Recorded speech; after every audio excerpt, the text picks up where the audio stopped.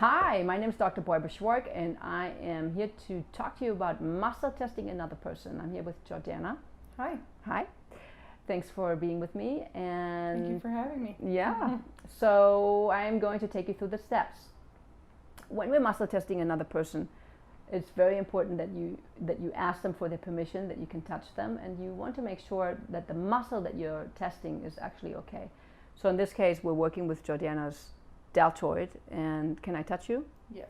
Is your muscle okay? Yes. Perfect.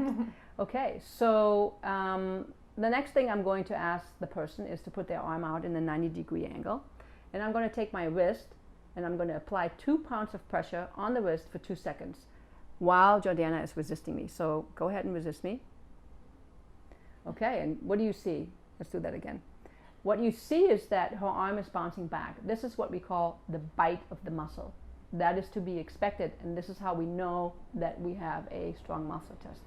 Now, we also want to have the person have an experience of what a weak muscle test looks like. So I'm going to again have 90-degree angle, straight elbow, apply pressure, hold nice and strong, and I'm going to have Jordana allow herself to have have that bite of the muscle be penetrated. So hold nice and strong. And so that she can have a physiological response or experience of what a weak muscle would be like. Okay, so now it's time for us to get some information. Remember, muscle testing is a cooperative test. If the person that I'm working with doesn't want to be tested, or they're doubting it, or it's not for them, that's okay. Some people are not ready for that information, and it's not for them. It's really okay. But we're going to move forward because we want to get some information, and we want to look at alignments and misalignments. The easiest way for us to get started is to use somebody's name. So I'm going to ask you to say, my name is Jordana, and I'm going to muscle test you. Okay. So go ahead. My name is Jordana. Hold nice and strong. Okay, what do we see? The muscle bounces back. Let's do that again. Okay. My name is Jordana. Excellent. Perfect. So, wow, we have some information. Now, let's see when we muscle test and we use a different name. Let's see what happens to the muscle.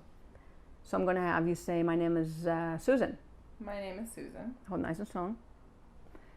Wow, I wasn't ready for that. Let's do that again. My name is Susan. My name is Susan. Hold nice and strong. Okay, so it's perfect. What you see is exactly what's supposed to happen.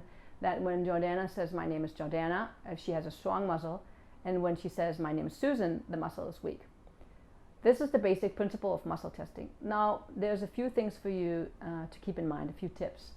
First of all, get permission from the person before you muscle test them. Make sure that the muscle that you're using is working. You want to apply 2 pounds of pressure on the wrist for 2 seconds. And you want to get a baseline, and so that you know and the person knows what a strong muscle looks like and what a weak muscle looks like. And you also want to make sure that the person is well hydrated, they're not intoxicated, and that they're relatively healthy. So if somebody just has a brain injury or they're sick, it's not advisable to muscle test them. If you have questions about muscle testing, I highly recommend that you download my muscle testing app. It's called Muscle Testing 101, and that you use the sequence to practice. Practice makes perfect. If you have questions about neuroemotional coaching, because muscle testing is what we use in neuroemotional coaching, then you can contact me at clearintentions.net, and I'd be happy to answer any question. In the meantime, practice makes perfect, and have fun.